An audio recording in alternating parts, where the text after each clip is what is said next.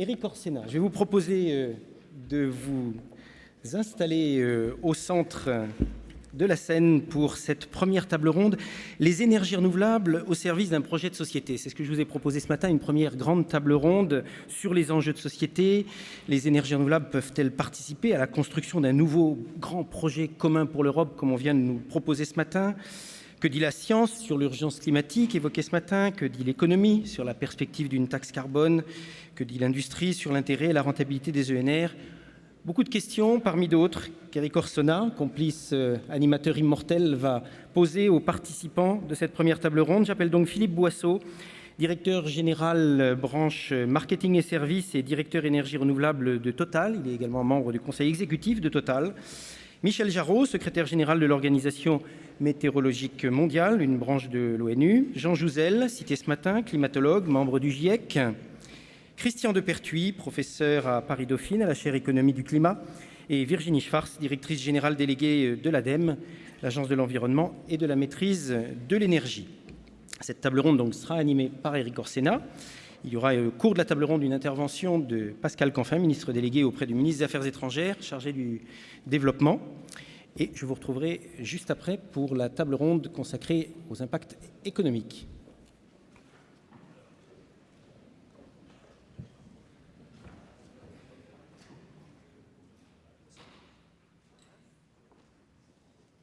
Bien.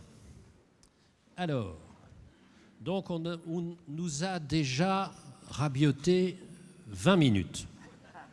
Mais ça ne fait rien car nous avons de la résilience et de l'énergie. Alors, je voudrais vous dire deux petites remarques, puisqu'il y a encore des ministres qui sont là, ils vont partir, mais on pourra leur répéter. La première chose, c'est que normalement, les États sont des maîtres des horloges et des réducteurs d'incertitude. On est dans des politiques à long terme. Si un surcroît de doute et d'incertitude viennent des États, on est mal barré. Première chose. Donc, le ministre Philippe Martin a dit que ça allait changer. Espérons, premièrement.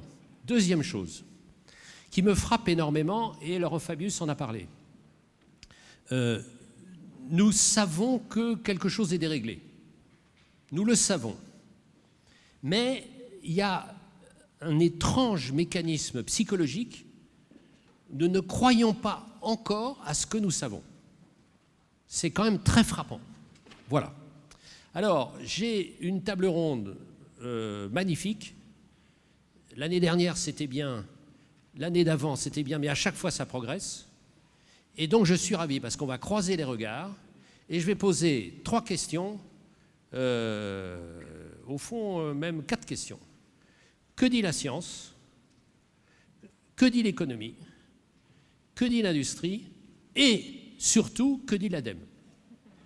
Alors, normalement, un autre ministre devait venir, mais il a jugé que quand on est ministre, on ne peut pas participer à une table ronde. Donc, il viendra après. Donc, on est entre nous. C'est pas plus mal. Donc, que dit la science? Cher Jean, cher Michel, que dit la science? Qui commence entre les deux? Jean Jouzel. Oui, bonjour à tous. Merci Éric de ton introduction. Que dit la science? Ben oui, la science a un diagnostic très clair. Donc moi, je suis invité au nom du GIEC. Je pense que Michel parlera plus des statistiques de l'an dernier. De cette année 2013, on a appris beaucoup de choses, mais le diagnostic est clair. Nous sommes, disons, l'effet de serre augmente, le climat se réchauffe. Nous sommes responsables d'une partie importante du réchauffement des 50 dernières années. Pratiquement, on pourrait tout expliquer par l'augmentation de l'effet de serre. Et on sait que, disons, les variations de l'activité solaire ou de l'activité volcanique ou la variabilité naturelle ne peuvent jouer que pour 1/10 de degré, alors que ce réchauffement est de pratiquement 2/3 de degré et est bien expliqué par les activités humaines. Et on sait surtout que eh bien, si on continue sur la voie sur laquelle on est, d'augmentation de l'émission de gaz à effet de serre, nous irions effectivement, ce qu'a rappelé Ed Davy, vers 4 degrés à la fin du siècle. Et ce qu'on sait également, c'est que si on veut limiter le réchauffement, alors le réchauffement à 2 degrés, pas le réchauffement à 2 degrés à la fin du siècle, hein, mais que le réchauffement lié aux activités humaines n'excède jamais 2 degrés, eh bien, il nous faut changer de mode de développement. Les chiffres sont clairs, les chiffres du GIEC sont clairs. Si on veut avoir des chances de rester en dessous de 2 degrés, il faut que nous n'émettions pas plus de 300 milliards de tonnes de carbone sous forme de CO2. Nous en émettons 10 chaque année actuellement, c'est-à-dire qu'on a plus que 30 ans et une trentaine d'années au rythme actuel, et le rythme augmente. Ce qu'il faut bien comprendre, c'est que ça ne représente que moins de 20%, entre 10 et 20% des fossiles renouvelables. Hein. Disons l'énergie, notre consommation d'énergie fossile a été pour plus de 70% dans l'augmentation de l'effet de serre en 2013. Je pense que Michel le rappellera. Donc, il faut bien voir que si on veut quand même consommer un peu, continuer à consommer de l'énergie, il y a un énorme boulevard pour les énergies renouvelables. On ne peut pas se permettre, comme certains le disent, on ira jusqu'à la dernière goutte de pétrole, mais là, c'est la catastrophe. Il faut bien se rendre compte de cela. Hein. Ce qu'on peut consommer, c'est pour ça qu'on peut toujours discuter de gaz de schiste bitumineux, mais il faut avoir en tête ce chiffre. On ne peut pas consommer plus de 15% des ressources disponibles actuellement, des combustibles fossiles disponibles. Et il faut qu'on change de cette dialectique. Alors évidemment, on peut gagner un peu avec le piégeage et le stockage du gaz carbonique, j'en suis tout à fait conscient, mais les chiffres sont quand même là. Hein, si on veut, voilà. Et donc... Bon, le dernier point, je ne veux pas être trop long, Eric, mais c'est vrai qu'au GIEC, donc, nous avons réfléchi à ces aspects énergie renouvelable. Hein, donc, nous avons fait publié un rapport en 2011, et je retiendrai qu'un chiffre, hein, simplement. Eh bien, c'est l'énorme potentiel au niveau planétaire des énergies renouvelables. Disons, un des chiffres que j'aime bien citer, c'est que d'abord, il y a, disons, le potentiel il y a le potentiel technique pour qu'on s'appuie largement sur des énergies renouvelables dans notre développement énergétique.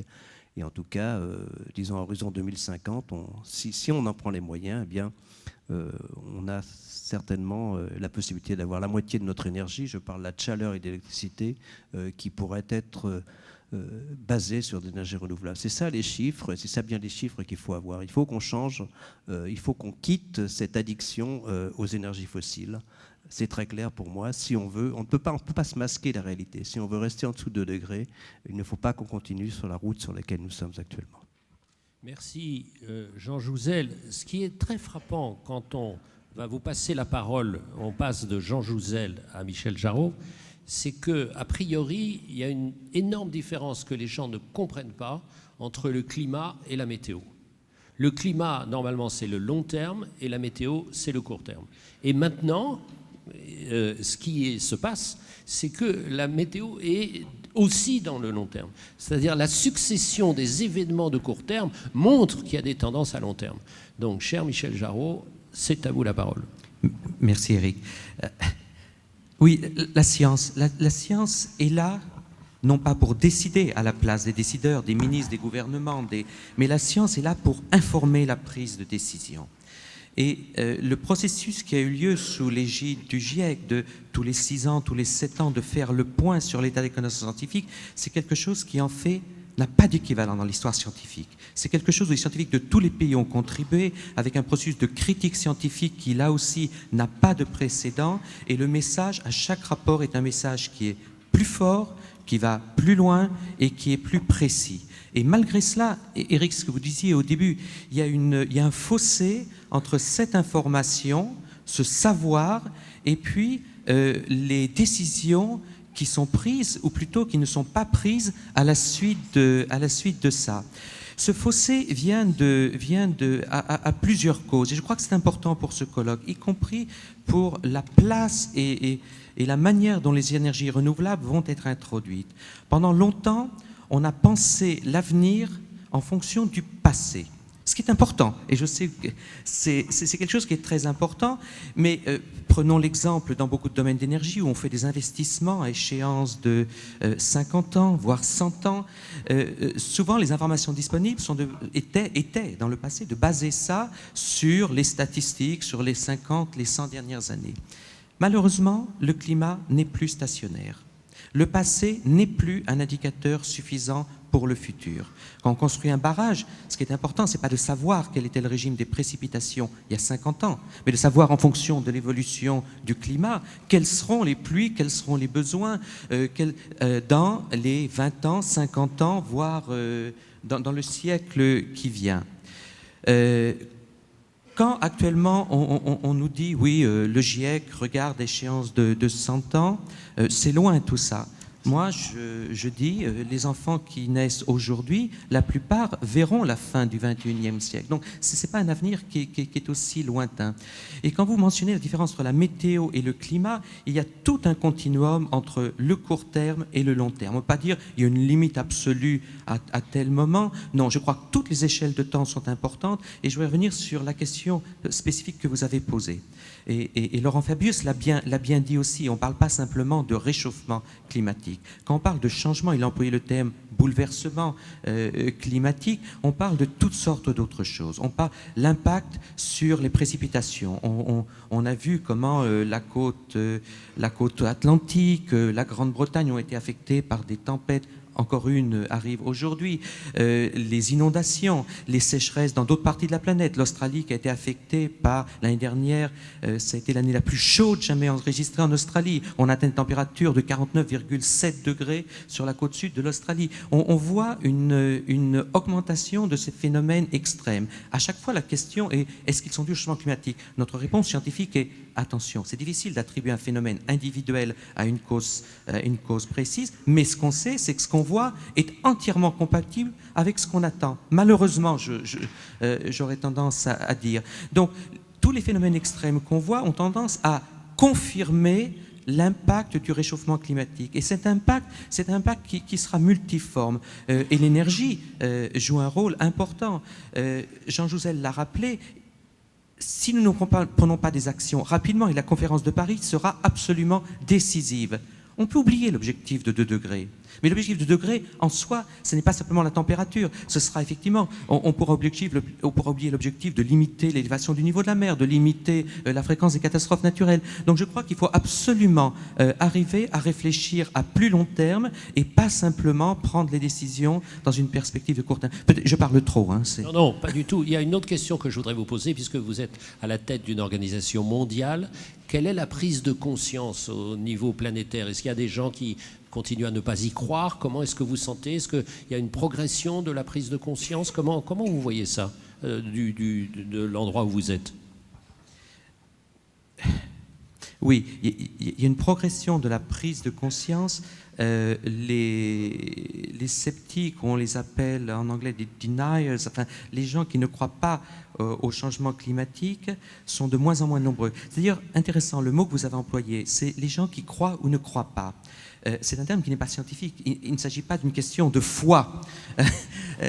On parle de faits, on parle de théories scientifiques. Vous savez, il y avait Francis Collomb qui était là tout à l'heure. À la limite, on peut négocier avec des terroristes. On ne peut pas négocier avec les lois de la physique. Et quand on émet des gaz à effet de serre, les lois de la chimie, les lois de la physique sont incontournables. Qu'est-ce que ça veut dire? On a plus de gaz à effet de serre, il y a un potentiel de réchauffement plus important. Et donc je suis toujours perturbé par le fait qu'on ait tous ces sondages. Est-ce que vous croyez, ne croyez pas? Est-ce que ça évolue comme des questions politiques? Alors qu'en fait, ça ne devrait pas être une question ça n'est pas une question religieuse. Il s'agit Ça me rappelle la seule phrase intelligente que j'ai prononcée en tant que père de famille. J'ai dit à mon fils, tu séduiras tout le monde, sauf l'équation. Je souscris à cette affirmation. Vous voyez à quel point j'ai été bon père pendant 3 minutes. Voilà. Alors, je vais poser une question qui m'intéresse beaucoup en tant qu'économiste à Christian de Pertuis, qui a donc la chaire de l'économie et la chaire du climat, en fait. Alors, mais avec 2 petits points. Le premier point, c'est que dans la langue française, permettez-moi, puisque c'est ma fonction à l'Académie, nous avons un mot formidable qui dit à la fois le temps qui passe et le temps qui fait. Et il y a une articulation entre les deux, et vous l'avez précisé, noté. Il y a un deuxième point, c'est qu'il n'y a pas seulement un dérèglement du climat, il y a aussi un dérèglement de l'économie. puisque les indicateurs que nous donne l'économie ne correspondent pas à la nécessité de gérer un certain nombre de questions clés pour la planète. Et dernier point, quand on parle d'énergie, on parle du cœur même d'une société. C'est-à-dire, ce n'est pas quelque chose de technique, ce n'est pas un moyen, c'est le moteur même de la société. Et donc, je voudrais que Christian nous donne son point de vue, qui est un point de vue très large et aussi historique, car il a fait une analyse très, très précise, extraordinairement riche, dans un livre que je vous recommande, qui s'appelle « Le Capital vert ». Voilà, parce que j'aime bien qu'on achète des livres et pas seulement les miens. C'est sympa, Eric. C'est sympa, Eric. Alors, moi, je vais partir de ce qu'a dit Jean. Il ne faudra pas aller chercher les dernières gouttes de pétrole, les dernières tonnes de charbon, les derniers mètres cubes de gaz sous terre. Or, aujourd'hui, c'est rentable. Il y a un pétrolier qui parle derrière moi. Hein. C'est rentable d'aller chercher ces dernières gouttes. Et la mécanique de l'économie classique fait que ce sera rentable. Parce qu'à mesure que se raréfient les ressources fossiles, elles augmentent de prix. Ça crée des rentes et ça crée des incitations pour aller les chercher. Et à 100 $ la tonne de baril, c'est rentable d'aller chercher des choses qu'on n'allait pas chercher lorsque le baril était à 20, et lorsqu'il sera à 200, ce sera encore plus rentable. Alors pourquoi est-ce que l'économie ne joue pas son rôle? Tout simplement parce qu'elle n'envoie pas les bons prix. Le climat, aujourd'hui, n'a pas de prix, ou quasiment pas de prix dans l'économie. C'est quoi le prix que nous accordons effectivement au climat? C'est le coût que nous sommes capables d'imputer à une tonne de CO2 qui part dans l'atmosphère. Ce coût, on a essayé de l'introduire dans l'économie en 1997, lorsqu'on a mis en place le protocole de Kyoto. On a vu que ça a mal fonctionné. En Europe, on a essayé de l'introduire, ça a été dit tout à l'heure par votre président, via le marché européen du carbone. Aujourd'hui, on le tarifie à 5 €. C'est quoi ce 5 €? C'est le prix que, en réalité, nos décideurs politiques et nous-mêmes, parce que nos décideurs, c'est nous qui les élisons, nous accordons à la stabilité du climat. Alors que nous savons tous que, en gros, en dessous d'un 40 ou 50 € la tonne de CO2 aujourd'hui, on est très en décalage avec un scénario à 2 degrés. Le prix du CO2, c'est aussi, et j'ai beaucoup de plaisir à le dire, puisque ça a été fait par ce gouvernement, malheureusement Pascal Canfin ne peut pas être avec nous, mais il réagira peut-être après. Ce gouvernement a introduit une taxation du carbone en France. Formidable. À 2 fois, on avait essayé de le faire, on avait raté. C'est passé en quasi-clandestinité. Moi, je préside le comité pour la fiscalité écologique, hein, donc j'ai un peu contribué au truc. Bon, j'ai encore des gars qui viennent me demander, mais alors, vous avez foiré votre comité, l'écotaxe poids lourd. Non, ce gouvernement a introduit une valeur du CO2 dans l'économie, via une taxation. Alors, je dis tout de suite, et votre président l'a rappelé, il y a des petites incohérences dans le dispositif, et je vais revenir là-dessus. On a oublié que le biogaz et les biocarburants n'étaient pas du carbone fossile. Donc il faudra faire des corrections. Mais ça, c'est très important. On est à combien? On est à 7. Bon. Donc moi, je crois que la vérité, et c'est fondamental pour tous les calculs de rentabilité qu'on fait évidemment sur les énergies renouvelables, la priorité pour que l'économie prenne en compte l'intégrité du système climatique ou sa reconstitution, c'est qu'on donne une valeur à la protection du climat. Cette valeur, ça passe par un prix des émissions de CO2 qu'on doit mettre partout. Si Eric m'accorde encore 5 minutes, tu m'accordes 2 minutes? 3. La négociation est dure. Hein. Alors, la question qui est posée, c'est les énergies renouvelables au service de quel projet de société? Moi, je crois que c'est fondamental, et c'est fondamental pour vous. Assez facilement, lorsqu'on est dans les milieux qui sont les nôtres, c'est-à-dire en gros les milieux qui ont une fibre verte, on associe automatiquement économie verte, énergie renouvelable, décentralisation, mécanisme d'inclusion et d'équité sociale. Moi, je pense que ce n'est pas automatique. À partir du moment où on va intégrer la valeur du climat dans l'économie, on crée une nouvelle valeur via la tarification du carbone. Cette valeur, elle peut devenir considérable. Hein. À 100 € la tonne, la valeur des émissions mondiales, c'est 1000 milliards de dollars. Qui paye, qui reçoit. C'est fondamental.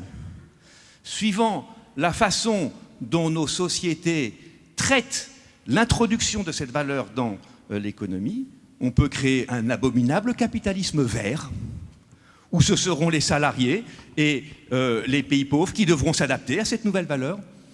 Ou si on procède différemment, on peut au contraire faire des énergies renouvelables un formidable levier de transformation sociale.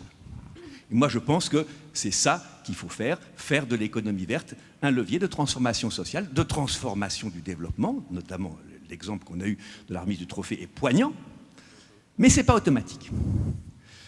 Et de ce point de vue-là, je me permets, avant de te rendre la parole, de dire qu'il y a deux enjeux très importants concrets dans la société française aujourd'hui. Un, vous êtes soutenu dans la plupart de vos énergies via la CSPE. Qui paye la CSPE? Est-ce que le mécanisme est équitable aujourd'hui ou pas? Est-ce que demain, les Français qui payent leurs factures vont être tous affectés de la même façon par la montée du coût de la taxe carbone? Il se trouve que j'ai fait une proposition à ce gouvernement, je ne vais pas revenir en détail, sur la taxation du carbone qui avait deux volets. Un volet instauration d'un prix du carbone, un volet compensation pour les ménages fragiles. Dans le projet de loi de finances voté par le Parlement, non censuré par le Conseil constitutionnel, nous sommes très contents, la première partie de la proposition est inscrite dans la loi, pas encore la deuxième. Donc je crois qu'il y a des enjeux considérables liés à l'expansion des renouvelables, à la montée de l'économie verte, qui sont des enjeux de redistribution. Vers quelle société voulons-nous aller ? Ce que je voudrais, si c'est possible, que vous reteniez dans l'intervention extrêmement riche de Christian, c'est cette chose-là qui n'est pas du tout évidente, et je parle là en tant qu'économiste. C'est-à-dire, on a l'impression, souvent, que le prix est une constatation, alors que le prix est une décision. Il faut savoir ce qu'on met dans le prix, et on dit « Ah, regardez ce que nous dit le prix », alors ça dépend de ce qu'on a mis dans le prix. Donc cette question, elle est clé.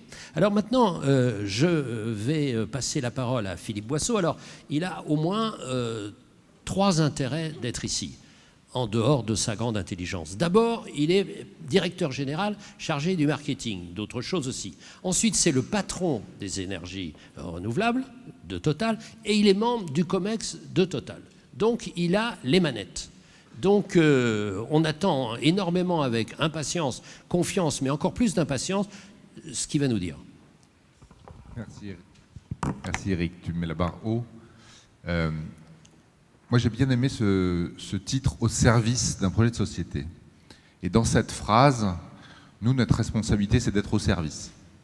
Parce qu'au fond, on travaille dans un environnement varié, ça dépend selon les pays, et notre boulot, c'est d'apporter de l'énergie à nos clients. Alors traditionnellement, l'énergie qu'on apporte, c'est des produits pétroliers et du gaz. Depuis plus récemment, on apporte de l'énergie électrique solaire, je vais y venir. Mais notre travail, c'est d'être au service. Et je voudrais juste commencer par, avant de dire où en est l'industrie, et je pourrais même vous donner, vous verrez, des nouvelles qui sont assez encourageantes sur l'économie, par exemple, du solaire, et même certaines formes de biotechnologie, de transformation de la biomasse. Mais avant de rentrer dans ce sujet-là, ce que je voudrais dire, c'est que d'abord le sujet, il est global. Il est mondial et il est multilocal. Alors, il est mondial, ça veut dire quoi? Ça veut dire que si on a simplement dans notre coin une réglementation qui nous force à faire un certain nombre de progrès en matière de CO2, mais que si cet effort n'est pas partagé par tous, et d'ailleurs c'est la raison pour laquelle toutes ces discussions internationales comme le COP 21 dont on a parlé sont absolument fondamentales, eh bien ce qu'on risque de faire, c'est simplement faire que certaines industries vont fermer en Europe pour aller se relocaliser ailleurs. On n'aura rien gagné sur le CO2, on aura gagné, en revanche, on aura perdu des emplois. Donc, 1, le sujet est global. 2, le sujet est multilocal. Il y a dans le monde 1,5 milliard d'habitants qui n'ont pas accès à l'énergie. Et quand on parle de projets de société, moi, c'est aussi à eux que je pense. Bien entendu, il faut leur apporter une réponse, et cette réponse n'est pas la même que celle que nous apportons à nos clients en Europe ou aux États-Unis, bien entendu. Mais chacun a le droit à une réponse, et on a, si je peux rajouter au défi du changement climatique ou même du dérèglement climatique, pour reprendre cette expression qui effectivement correspond bien à ce qui nous attend heureusement sur longue période, mais enfin qui est un vrai défi, on a en fait un double défi. On a ce défi-là d'un côté qui nous pousse à limiter notre consommation d'énergie, et un deuxième défi, c'est que ce 1,5 milliard de personnes, eux, ils veulent avoir accès à du niveau de vie, surtout qu'ils sont connectés avec leurs portables. Rappelez-vous, 600 millions de portables en Afrique sur 900 millions d'habitants, tout le monde est au courant que l'élévation du niveau de vie est possible, et donc ils veulent avoir accès à l'énergie. Et puis il y a une deuxième tendance fondamentale, c'est la démographie. Et quand vous combinez les deux, vous avez une planète qui demande davantage d'énergie. Pas au niveau de l'Europe. L'Europe va stagner en termes de besoin d'énergie parce qu'on fait des efforts, on est assez riche pour faire des efforts en matière d'économie d'énergie, et donc on arrive à limiter la croissance, voire même à la stabiliser complètement notre besoin en énergie. En revanche, le reste du monde, c'est-à-dire la plus grande partie de la planète, elle, a un besoin croissant d'accès à l'énergie. Donc voilà ce que nous disent nos clients. Voilà ce que nous disent ceux à qui on doit apporter l'énergie. Quelle réponse peut-on faire? D'abord, il y a notre métier traditionnel. Et ce que nous faisons, c'est d'essayer d'apporter une réponse de plus en plus responsable. Et aussi paradoxal que ça puisse vous paraître, nous pensons que même commercialement, effectivement, tu l'as souligné Eric, dans mes activités, il y a le marketing, on pense que commercialement, c'est intelligent d'apprendre à nos clients à consommer moins. Et on pense même qu'aujourd'hui, compte tenu des prix de l'énergie élevés et des taxations élevées, c'est un acte commercial intelligent que d'aider nos clients à consommer moins. Parce que nos clients ne veulent plus payer. Alors je dis souvent pour rigoler, quand on vend de l'essence en Europe dans une station-service, c'est terrible pour des commerciaux parce qu'on vend un produit qui est trop cher, qui sent pas bon, qui ne voit pas et dont ils voudraient se passer. Donc pour des vendeurs, c'est quand même pas facile. Et donc ce qu'on essaye de faire, c'est de leur apprendre à consommer moins, de concevoir des produits qui consomment moins. Et l'efficacité énergétique est vraiment au cœur de l'intérêt d'une entreprise. On est déjà, avec les prix d'énergie qu'on a aujourd'hui, c'est le premier message que je voudrais passer, on est déjà, et c'est en relais à ce que disait M. de Pertuis juste à l'instant, à un stade où il devient rentable d'économiser l'énergie. Ça, c'est le premier point. Et dans nos métiers traditionnels qui vont durer longtemps parce que les besoins de la planète augmentent, même si la part des énergies fossiles va très progressivement se réduire, eh bien, notre responsabilité, c'est ça. Et puis, notre responsabilité, c'est aussi de préparer le développement des énergies renouvelables. Mais dans ce domaine-là, l'enjeu, il est planétaire. Et si on garde longtemps des énergies qui ne sont pas rentables et qui doivent être subventionnées, on se heurte aux capacités de subvention des États qui sont limitées. D'ailleurs, en Europe, on voit bien qu'on a un débat. En France, on a un débat. Et c'est normal. Donc, le sujet, c'est comment faire en sorte, industriellement, pour que les énergies renouvelables soient rentables. Il y a un domaine dans lequel on y est presque. Alors, on y a été forcé un peu vite, c'est le solaire. On y a été forcé un peu vite parce que les Chinois se sont mis à produire de façon extrêmement importante, ont développé des capacités de production, ont fait du dumping et de la subvention à outrance et ont pratiquement tué la plupart des entreprises européennes. Les prix ont énormément baissé et seules quelques entreprises qui ont pu baisser leurs coûts peuvent se sortir de la tête du jeu. Nous avons fait le pari de croire en ce que nous disions et de croire dans le solaire en particulier et les énergies renouvelables en général. Et nous avons investi plus de 1 milliard d'euros pour l'acquisition d'une société qui était une société américaine, qui est toujours d'ailleurs, mais qui avait la technologie la plus avancée. Et ensemble, nous avons traversé cette crise et nous avons développé un certain nombre de projets tout en baissant les coûts. Depuis 5 ans, les coûts ont été divisés par 4. Les programmes technologiques que nous avons décrits déjà vont nous permettre de réduire encore les coûts de production d'électricité solaire d'un facteur 2. Et ça nous a permis de lancer le premier projet de centrale solaire au monde, entièrement financé, sans garantie, il n'y a pas de subvention de l'État, il n'y a pas d'obligation d'achat, c'est purement industriel, purement commercial. C'est au Chili, alors c'est évidemment un endroit où il y a beaucoup de soleil, c'est un endroit où l'électricité est chère, mais où le solaire est devenu parfaitement économique, puisque simplement l'économie du coût variable de l'électricité, c'est-à-dire l'économie de carburant ou de combustible, suffit à payer la centrale. Ça existe déjà. Et en fait, il y a 17 pays dans le monde où le solaire est déjà rentable sans aucune subvention. Dans 3 ou 4 ans, quand on aura ces prix-là ou ces coûts-là divisés par 2, on pense qu'il y a à peu près 50 pays dans le monde où on aura du solaire qui pourra être rentable sans subvention. Aujourd'hui, en Arabie Saoudite, c'est déjà le cas, par exemple. Au Chili, j'ai cité le Chili, et on pense pouvoir atteindre des prix du kilowattheure de l'ordre de 5 à 6 centimes par kilowattheure dans les zones relativement ensoleillées. Donc la nouvelle, c'est qu'on arrive aujourd'hui à avoir une industrie qui va se développer et qui va se développer rapidement parce que de plus en plus d'endroits dans le monde, elle peut se développer sans subvention. Alors pourquoi ça ne se fait pas en France? Et je vais terminer par ça parce qu'on est en France. Pour 2 raisons. La première, c'est qu'on n'est pas bien organisé, et la deuxième, c'est qu'on n'a pas de normalisation qui nous permette de savoir ce qu'on achète. On est mal organisé, je ne vais pas rentrer dans le détail, mais un système solaire installé sur un toit français, avec les mêmes cellules, ça coûte 2 fois plus cher que si on les installe en Allemagne. Et il y a beaucoup de surcoûts qui sont liés au délai administratif, qui sont liés à l'année et demie que met ERDF pour raccorder le panneau solaire, alors qu'en Allemagne, c'est 7 semaines, etc., etc. Et deuxièmement, on ne sait pas ce qu'on achète. Il est urgent de mettre en place une normalisation européenne qui permette de dire sur chaque système solaire ses performances, sa durée de vie, son efficacité, de façon à ce que les clients qui achètent quelque chose sachent ce qu'ils achètent, parce que sur le marché, vous trouvez de tout. Vous trouvez des panneaux d'une très grande efficacité qui durent 40 ans, et puis vous trouvez des panneaux de très mauvaise qualité qui en durent 10, et le client aujourd'hui n'est pas capable de faire la différence.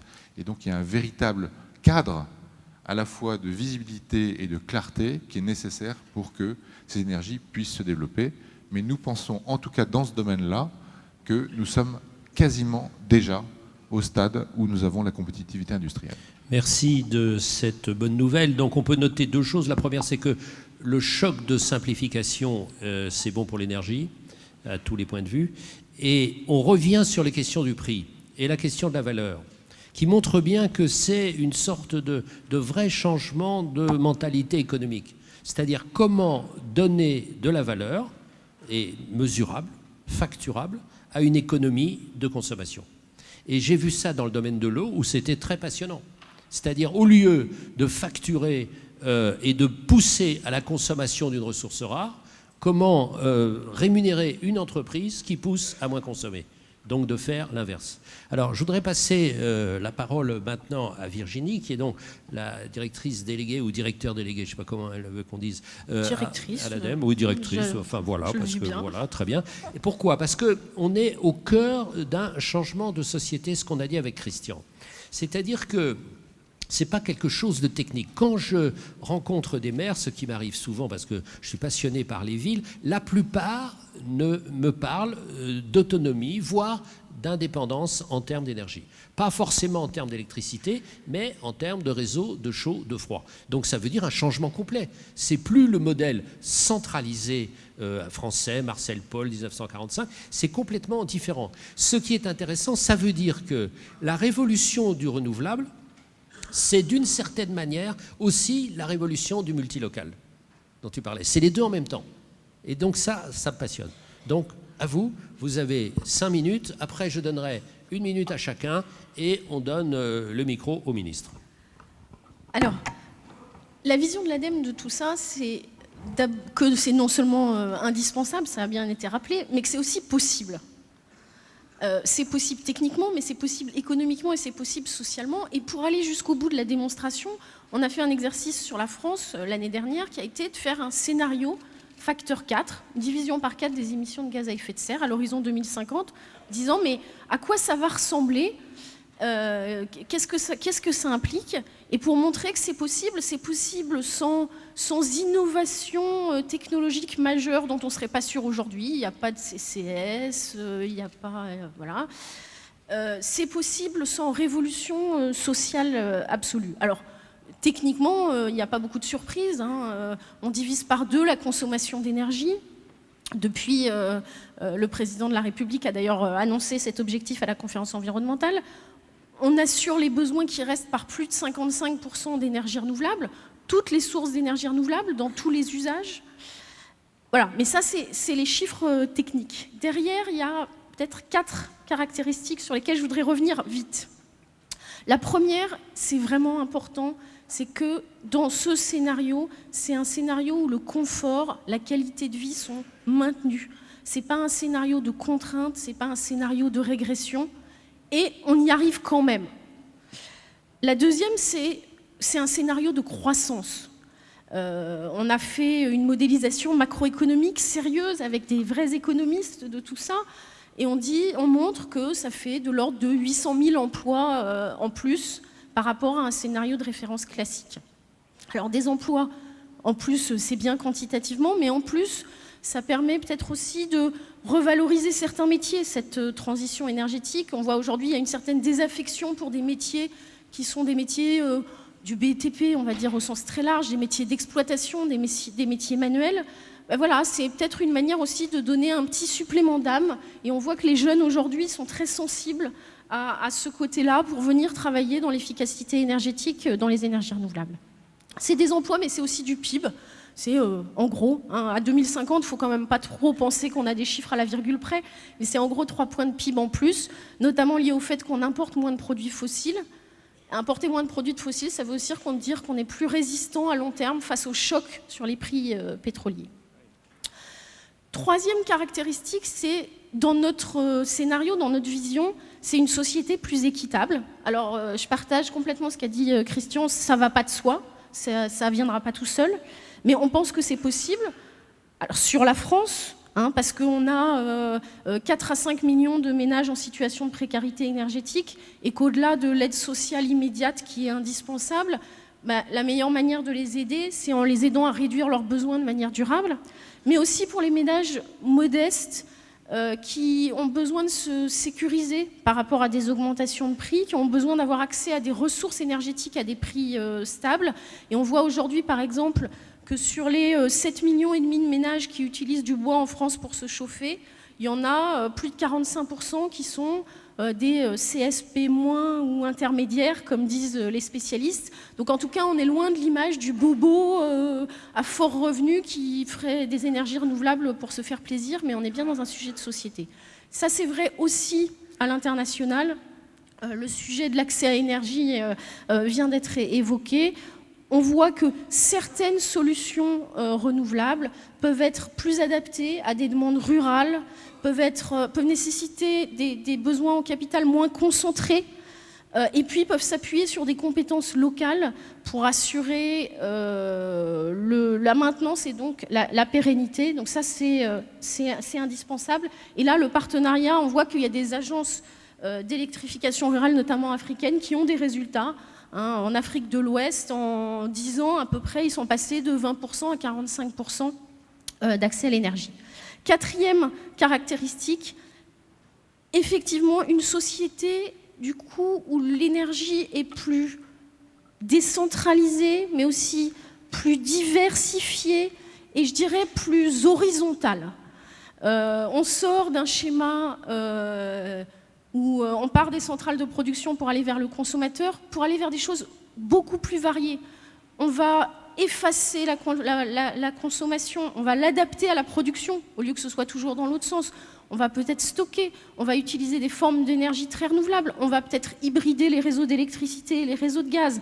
tout ça, c'est un modèle nouveau à inventer, mais un modèle dans lequel finalement on est plus proche de ce qui se passe aujourd'hui dans le domaine de l'information. Aujourd'hui, tout le monde veut être à la fois récepteur d'informations, mais aussi producteur. On met des choses sur Facebook, sur Twitter, on diffuse tous de l'information. L'énergie, ça pourrait être un peu la même chose, en couplant les technologies de l'information et les technologies de l'énergie. Chacun pourrait être un peu plus consommateur, producteur, ajusteur, stockeur. Et ça va nécessiter sans doute une nouvelle gouvernance. Et on sait bien que c'est un des débats de la loi sur la transition énergétique, que notamment de voir le rôle que les territoires et que les collectivités locales pourront jouer dans cette gouvernance. Juste un mot pour finir sur tout ça, ça ne va pas se passer tout seul. Pour que ça arrive, il faut plein de choses, il faut un prix du carbone, il faut des procédures qui soient rapides et qui soient bonnes, il faut des normes, etc. Mais je crois qu'il faut aussi vraiment un consensus politique et social. Un consensus, c'est pas seulement être favorable aux énergies renouvelables. Aujourd'hui, quand on fait des sondages, dans tous les sondages, 90% des Français disent qu'ils sont favorables ou très favorables aux énergies renouvelables. Donc, mais ça suffit pas. Il faut qu'on ait un consensus sur l'équilibre coût-bénéfice, qu'on se mette bien d'accord sur toutes les bonnes choses que les énergies renouvelables vont nous apporter et sur ce qu'on est prêt à faire en face pour avoir ces bénéfices, ce qu'on est prêt à faire en face éventuellement comme soutien financier si on en a besoin, mais aussi comme restriction au droit de l'urbanisme, au droit de propriété, comme voilà, toutes ces évolutions de société qu'on a besoin de faire, il faut qu'elles soient bien partagées collectivement dans une vision coût-bénéfice dans laquelle chacun se retrouve, parce que c'est la seule manière d'avoir des politiques qui sont durables, qui sont stables, et c'est ce dont on a besoin, je pense, pour attirer des investisseurs privés, et in fine, c'est eux qui feront que cette transition sera réelle ou ne sera pas. Merci beaucoup. Donc tous les quatre, vous avez 1 minute maintenant, chacun. Christian peut-être, réaction à ce que vient de dire Virginie. Comme j'ai 1 minute, je vais aller droit au message principal. Je pense qu'il faut tout simplement inverser l'ordre des priorités. C'est-à-dire qu'aujourd'hui, on met énormément d'argent en sauvetage financier, des banques, je sais pas où, pour sauver la vieille économie. On se dit, on va réparer la vieille économie et après on s'occupera d'écologie. Et la croissance, elle n'arrive pas avec la vieille économie, parce que nos anciens modèles de croissance, nos anciens modèles énergétiques, nos anciens modèles agricoles aussi, dont on ne parle pas beaucoup, sont à bout de souffle. Moi, je pense qu'il faut tout simplement inverser la problématique, et c'est de dire que à partir du moment où j'intègre la vraie valeur de l'écologie, du climat, capital vert, dans l'économie, je peux créer un choc, et c'est ce choc qui va driver, parce qu'il est motivant, parce qu'il nous emmène vers une société qui est mieux que celle dans laquelle on a, qui va permettre de retrouver la croissance et de sortir de la crise. Donc il faut cesser d'avoir cette espèce de raisonnement qui est aujourd'hui le raisonnement dominant de nos dirigeants. Très bien, le message est clair. On commence l'économie, on fera l'écologie. Non, mettons l'écologie dans l'économie et l'économie va redémarrer. Claire. Jean. Oui, merci. Donc, simplement, ce qui vaut pour le monde, à savoir que cette part grandissante que prendront les énergies renouvelables, je suis convaincu, vaut pour la France, évidemment. Moi, je me suis beaucoup investi dans le débat national sur la transition énergétique. J'ai été co-auteur avec co-rapporteur au niveau du Conseil économique et social d'un rapport sur la transition énergétique. Et c'est bien sûr la conclusion à laquelle on arrive. Mon simple souhait, c'est que j'ai aussi noté disons, tous les aspects simplification, et mon simple souhait, c'est que la loi qui va être effective, j'espère, d'ici la fin de l'année, soit à la hauteur de ses ambitions pour les énergies renouvelables. Michel. Les énergies renouvelables pour répondre aux crises. On a parlé beaucoup d'énergie et du lien avec le climat, on a parlé un peu d'eau. On aurait pu parler de la sécurité alimentaire, on aurait pu parler d'autres thèmes. Ce qu'il y a, c'est que je pense qu'il faut dépasser les cloisonnements entre des disciplines qui avaient l'habitude de travailler de manière isolée, et de plus en plus de choses doivent être traitées de manière transversale. Juste un exemple, cette année, le thème de la journée mondiale de l'eau sera sur le thème énergie et eau, parce que le nexus entre les deux est pareil. Voilà, c'est une évidence. Deuxième point, puisque 1 minute, je vais être très bref, c'est que pour avancer, il faudra prendre des décisions. Il faut prendre des décisions d'ores et déjà, et pour prendre les bonnes décisions, il faut avoir les bonnes informations. Et là, je me concentre sur un seul point, le lien entre les énergies et le climat. Le système des Nations Unies est en train de développer une grande initiative. Et cette grande initiative, c'est de développer des services climatologiques, un peu semblables à ce qui a été fait depuis 50 ans, 60 ans pour les services météorologiques, mais de fournir aux décideurs, dans tous les domaines, hein, secteur privé, gouvernement, agriculteurs, tous les domaines, des informations qui soient adaptées à la prise de décision. Merci beaucoup. Philippe. Un petit mot sur le global et l'européen. Virginie a dit très clairement que, effectivement, nous, notre rôle, l'industrie fera en sorte que les énergies renouvelables se développeront. Nous, industriels, nous avons vraiment besoin d'une chose, c'est la cohérence des politiques publiques en matière d'environnement et en particulier en Europe. On est dans un système en Europe où il n'y a aucune cohérence entre les politiques publiques. Or, la taille de ce que nous avons besoin de développer est mondiale. Et si nous voulons créer des emplois, il faut que l'industrie que nous sommes en train de créer soit véritablement mondiale. C'est ce qu'on essaye de faire, nous, dans le solaire. Et pour ça, on a besoin d'avoir des territoires dans lesquels les réglementations sont cohérentes. Et là, franchement, c'est vraiment sur ce point qu'il est le plus urgent de travailler, parce que c'est le frein le plus fort qu'il existe aujourd'hui, et notamment en Europe, c'est l'incohérence de toutes les politiques qui créent un frein considérable au développement de cette activité. On sait bien dans notre vie personnelle, si on est un tout petit peu cohérent, on fait énormément d'économies d'énergie. Virginie ? Moi, peut-être, je voulais juste redire un mot sur un secteur qui me paraît essentiel et qu'on a trop tendance à oublier dans nos débats, c'est celui de l'agriculture. Certes, l'agriculture, ce n'est que 3% de la consommation ou quelque chose comme ça, de la consommation d'énergie en France. Donc c'est vrai que ce n'est pas le cœur des débats énergétiques, mais c'est 20% des émissions de gaz à effet de serre. Dans nos schémas, c'est plus de 10% des réductions d'émissions qui sont possibles. C'est une source majeure d'énergie renouvelable. C'est évidemment un enjeu majeur pour l'alimentation mondiale. Et là aussi, il y a vraiment des changements de modèle, des transformations qui sont complexes à mettre en œuvre. Et c'est important que dans ces débats sur le dérèglement climatique et le changement de société, on ne les oublie pas.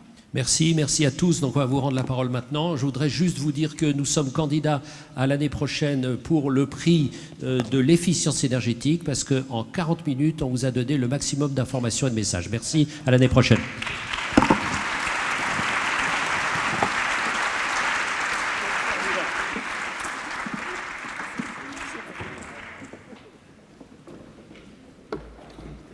Merci et bravo Éric Orsena. Il me met une sérieuse pression pour le respect du timing sur le reste de la journée. Pascal Canfin est ministre délégué auprès du ministre des Affaires étrangères, chargé du développement. Je lui laisse maintenant la parole pour conclure cette table ronde.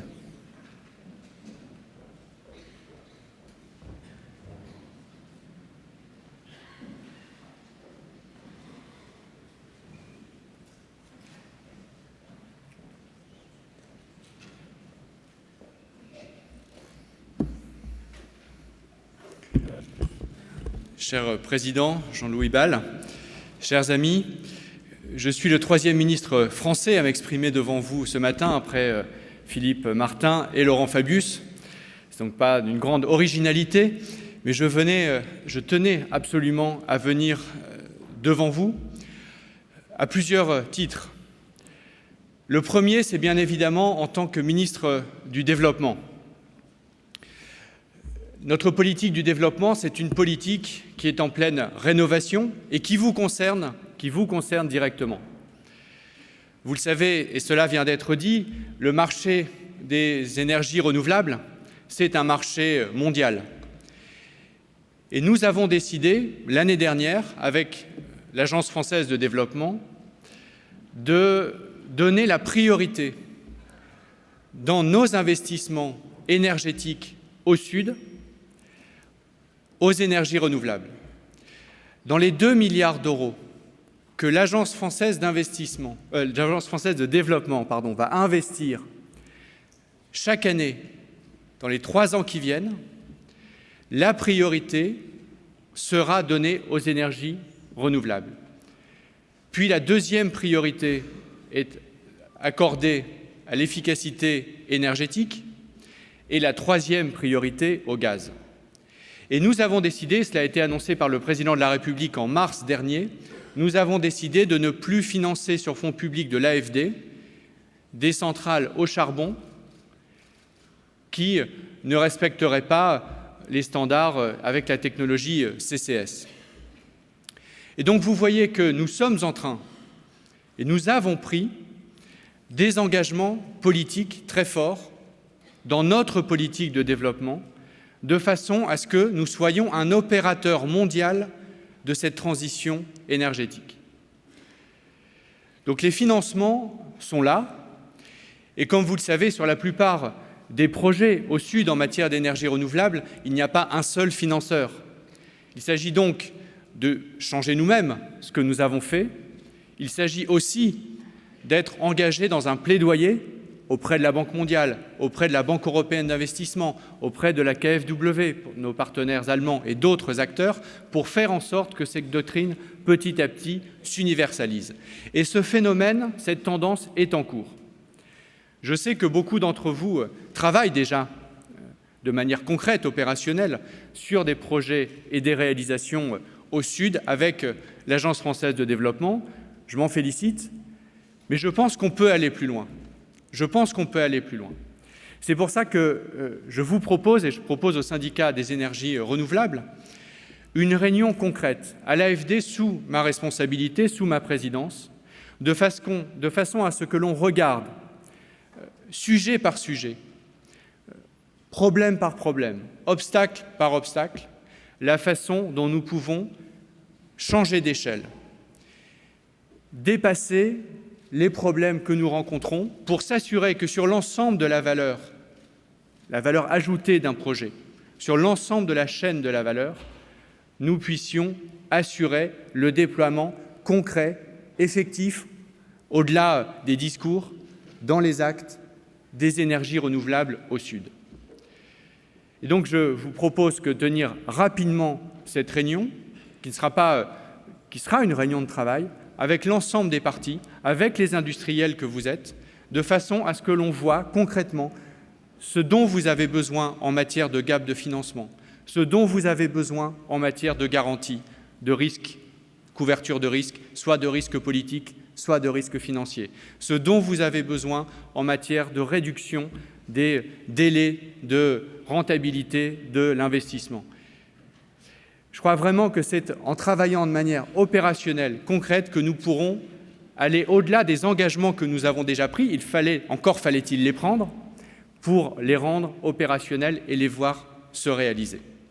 Donc je voulais vous faire cette proposition très concrète aujourd'hui et rappeler que nous avons pris d'ores et déjà cet engagement majeur pour les 3 prochaines années, que les 2 milliards par an que l'AFD va investir dans les énergies, dans le secteur des énergies, priorisent l'efficacité énergétique et les énergies renouvelables.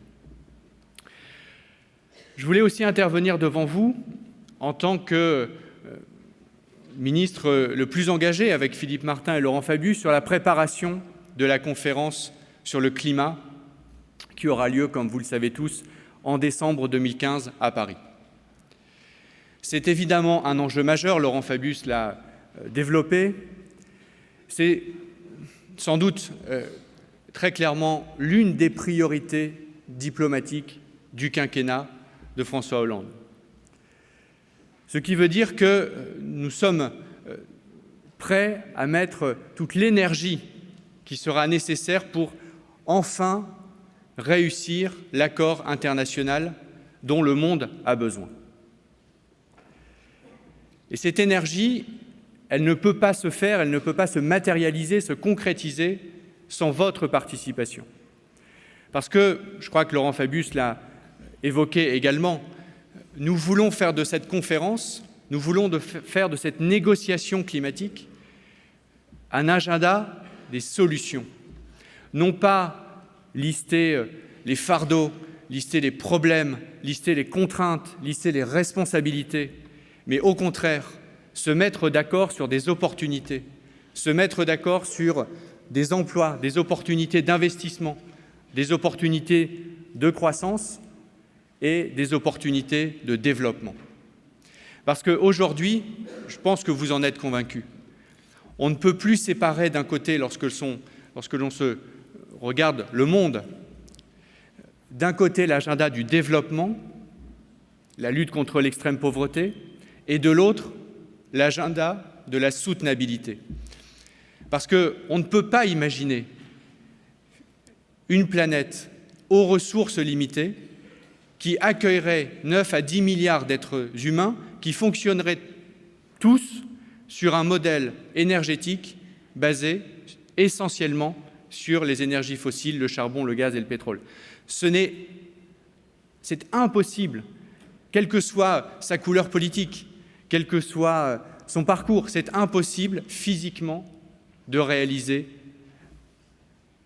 l'extension de notre modèle de développement à 9 à 10 milliards d'êtres humains en 2050 si le mix énergétique mondial ne change pas profondément. Et donc c'est cette équation-là qui est devant nous. Et ce qui est intéressant, ce qui m'intéresse dans la discussion avec vous, avec vos représentants et aussi avec vous, industriels, c'est que vous n'êtes pas focalisés sur les problèmes, vous êtes focalisés sur les solutions. Et c'est exactement l'état d'esprit dans lequel je suis et dans lequel nous sommes. C'est pour ça que je suis tout à fait disposé, on en parlait avec Jean-Louis Bal en arrivant, je suis tout à fait disposé à ce que l'on se voit spécifiquement sur la façon dont vous pouvez contribuer à la réussite de la COP21 à Paris. Il y a de nombreuses initiatives. L'une d'entre elles, je crois, a été mentionnée, énergie durable pour tous, sous l'égide des Nations Unies. C'est la première fois qu'une initiative de cette nature voit le jour. Quelle est sa valeur ajoutée? Quelle est sa spécificité? C'est pour la première fois, dans sa conception même, d'intégrer les 3 dimensions du nouveau modèle de développement énergétique. Évidemment, l'accès universel. Lorsque vous avez encore plus d'1 milliard de personnes qui n'ont pas accès à l'électricité, la priorité numéro 1, c'est de leur donner cet accès. Cela va de soi. Mais d'intégrer dès la conception le fait que cet accès doit être efficace et que cet accès doit être réalisé sur des modes soutenables. Et nous sommes précisément, c'est ma conviction, au point d'inflexion où jusqu'à présent il y avait une dichotomie, une incohérence dans la recherche de ce mode de développement soutenable, universalisable. Parce que tout simplement les énergies renouvelables étaient trop chères. Et lorsque vous êtes en discussion avec un chef d'État africain ou asiatique qui vous dit « moi j'ai encore 10 millions, 20 millions, 100 millions de personnes qui dans mon pays n'ont pas accès à l'énergie », sa priorité numéro 1, c'est un accès pas cher. Et c'est normal, qui peut lui contester? Et donc l'enjeu pour moi de cette négociation internationale, l'enjeu de l'initiative Sustainable Energy for All, énergie durable pour tous, l'enjeu de la COP climat, c'est de se mettre d'accord sur tous les dispositifs de recherche, de garantie, de financement qui permettront de réduire progressivement le coût des énergies renouvelables, de façon à ce qu'il soit naturel, ce qu'il soit économiquement pertinent d'investir massivement dans les renouvelables. Et ce qui fait qu'il n'y aura plus de contradiction. Quand vous êtes en Inde, quand vous êtes en Afrique du Sud, quand vous êtes au Sénégal, entre d'un côté l'accès et de l'autre côté la soutenabilité. Et je suis persuadé que nous sommes au moment du point d'inflexion. En Inde, marché gigantesque s'il en est, enjeu de développement gigantesque s'il en est. En Inde, le prix des panneaux solaires est presque aujourd'hui le même que celui du charbon importé. Il était presque 4 fois plus élevé au kilowattheure il y a encore 3 ans. Au rythme actuel, l'année prochaine, nous sommes à la parité en Inde entre le solaire et le charbon. Je crois qu'on est sur ce seul chiffre. Cela montre l'extraordinaire perspective de développement des énergies renouvelables, non pas financées par des subventions publiques sans fin, tout simplement parce que ce serait non généralisable et non soutenable pour d'autres raisons, mais bien en cohérence avec la recherche de l'efficacité économique également. Et je crois que notre objectif au niveau de la communauté internationale, et c'est ce que la France, c'est pourquoi la France plaide, c'est de se donner un objectif, un agenda de réduction continue des prix des énergies renouvelables. C'est exactement ce que nous avons fait au sommet de l'Élysée. 50 chefs d'État africains étaient réunis en décembre à Paris. Il y avait 3 grandes thématiques, la sécurité, le développement économique et le climat. Et nous sommes mis d'accord pour comptabiliser parmi les engagements que nous avons pris ce jour-là, l'ensemble des chefs d'État africains et le président de la République français, la division par 2 du prix des énergies renouvelables ou du coût des énergies renouvelables en Afrique. C'est pour ça que je pense que cet agenda aujourd'hui, ça devrait être notre agenda commun et que je suis plus que disposé, je suis volontaire, disponible pour travailler avec vous autour de cet agenda parce que vous avez des solutions techniques, mais vous avez aussi des demandes légitimes pour y parvenir.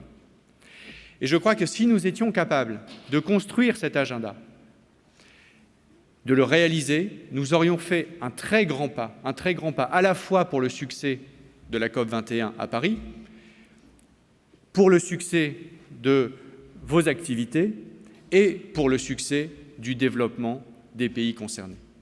C'est pour ça que, sachez-le, c'est une de mes très grandes priorités. Pour y parvenir, c'est aussi un des enjeux de la COP21, nous avons besoin d'innovation. Et nous avons besoin d'innovation technologique, aussi besoin d'innovation financière. Et je note que là aussi, les lignes bougent. Il y a quelques mois, EDF Énergie Nouvelle a produit la première émission d'obligations climat ou d'obligations vertes, largement sursouscrite. Nous sommes en train de travailler, certains d'entre vous le font, certaines entreprises françaises le font, à de l'ingénierie financière qui nous permettra de connecter directement les gestionnaires d'actifs qui gèrent des centaines de milliards de dollars, des milliers de milliards de dollars. Connecter ces asset managers, connecter ces fonds de pension à vos besoins d'investissement. Là aussi, je suis disponible, si vous le souhaitez, pour voir s'il est nécessaire qu'il y ait à un moment donné une intervention publique. Je suis disponible, bien évidemment, pour accompagner ce processus. J'étais il y a quelques jours à Davos. Il y avait, je dirais, une bonne nouvelle et une mauvaise nouvelle à Davos. La bonne nouvelle, c'est qu'il y avait, pour la première fois, une journée entière consacrée au climat avec des financiers, avec des gestionnaires d'actifs, avec des fonds de pension, avec des banques d'investissement et avec la communauté que vous représentez pour voir concrètement comment nous pouvions changer d'échelle, comment nous pouvions avoir une innovation financière au service du développement des renouvelables partout dans le monde et particulièrement au Sud. C'était l'occasion, par exemple, pour le Danemark, d'annoncer la création d'un fonds commun entre les fonds de pension danois et le gouvernement danois, donc de l'argent privé et de l'argent public, à hauteur de plusieurs milliards d'euros, pour financer le déploiement des renouvelables au Sud, sur une base rentable pour les fonds de pension, mais avec une couverture des risques économiques, des risques politiques par de l'argent public. C'est exactement ce type d'initiative que nous voulons développer, que nous voulons déployer. Mais il y avait aussi une moins bonne nouvelle à Davos. C'est qu'il y avait d'un côté la discussion sur le climat et de l'autre côté la discussion sur l'énergie. Et la première ministre de Norvège, avec qui je discutais, me disait « Je reviens d'une réunion sur l'énergie, à l'instant. 1h30. On a parlé pétrole non conventionnel, on a parlé gaz de schiste, on a parlé exploitation offshore. Le mot climat n'a jamais été prononcé. Jamais été prononcé. Et donc, soit nous continuons dans cette direction, à avoir 2 discussions parallèles, 2 discussions qui s'ignorent et qui sont assez largement incompatibles, soit nous essayons de mettre des ponts entre les deux, de trouver les compromis nécessaires. Et je le regrette, j'ai constaté que ce fut à Davos une occasion manquée pour ce faire. Et si nous voulons réussir le déploiement de vos entreprises, de vos modèles économiques, mais au fond, si nous voulons réussir l'invention de ce nouveau modèle de développement qui repose sur les énergies renouvelables à très grande échelle, il faudra bien qu'à un moment donné, ces deux discussions, ces deux univers se parlent. J'ai le sentiment que beaucoup d'entre vous pouvaient y contribuer, pouvaient être ces acteurs qui créent les ponts entre ces deux univers. Et le dernier point que je voulais évoquer devant vous, c'est évidemment la question de la négociation du paquet européen et puis la loi de transition française. Nous sommes à un moment très important de la négociation du paquet européen. La Commission a fait ses propositions, le paquet européen énergie-climat 2030. La Commission a fait ses propositions. Le Conseil se prononcera rapidement. Nous souhaitons qu'il puisse se prononcer dès le mois de mars. Dès le mois de mars, parce que si nous attendons juin, le risque est très grand que cette discussion, finalement, n'ait pas vraiment lieu, puisque en juin, nous serons après les élections européennes, et le cœur de la discussion au Conseil en juin, ce sera la répartition des responsabilités en Europe après les élections européennes. Et donc, il faut trouver l'accord au Conseil avant la discussion avec le Parlement européen. Il faut trouver la discussion au Conseil en mars. Et donc, nous sommes engagés dans un grand exercice diplomatique. Nous avons aussi une échéance à très court terme, qui est le Conseil des ministres franco-allemands, le 19 février. C'est là où il serait souhaitable que la position de la France et la position de l'Allemagne puissent être communes pour aborder les discussions avec nos autres partenaires européens sur ce paquet énergie-climat. Et je pense, à titre personnel, que nous n'avons rien à gagner à ne pas avoir d'objectifs contraignants sur les énergies renouvelables dans ce paquet énergie-climat, objectifs contraignants au niveau national. Pourquoi je pense que nous n'avons rien à gagner à ne pas en avoir, ou même que nous avons tout à perdre à ne pas en avoir? Tout simplement parce que nous faisons partie des quelques pays européens qui avons, même s'il faut toujours investir davantage, qui avons un début de base industrielle sur les énergies renouvelables, un début de savoir-faire, un début de compétences sur ces sujets. Et que s'il n'y a pas d'objectif contraignant, le risque est grand de voir ces savoir-faire, de voir cette recherche, de voir ces investissements se perdre. Et donc de voir les emplois associés à ces investissements ne pas se créer, ne pas voir le jour. Donc c'est pour cela que je pense qu'il y a encore un espace pour que la France et l'Allemagne puissent adopter sur ce sujet, comme sur d'autres, une position commune. Il y a aussi la question de la coopération dans le domaine des énergies renouvelables en Europe. Le président de la République a annoncé lors de sa conférence de presse en janvier sa volonté d'aller vers ce qu'il a appelé un Airbus des énergies renouvelables. Nous sommes en train de discuter avec nos partenaires allemands pour voir à quoi cela peut ressembler. Je pense, là encore, à titre personnel, qu'il y a dans le stockage de l'énergie, dans la recherche autour de cet enjeu déterminant pour l'avenir de nos réseaux, pour l'avenir de notre production énergétique et pour l'avenir de votre industrie, il y a de quoi créer des espaces de coopération, de partage, d'édiction de normes communes entre la France et l'Allemagne.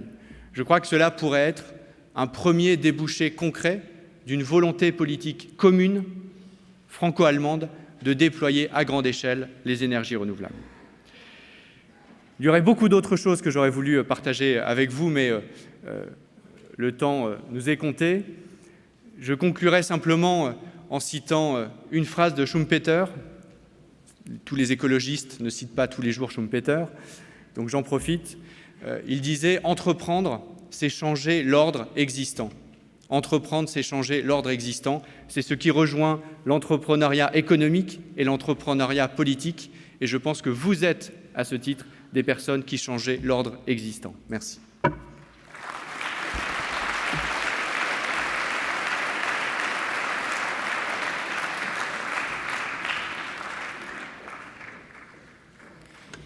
Merci, Monsieur le Ministre.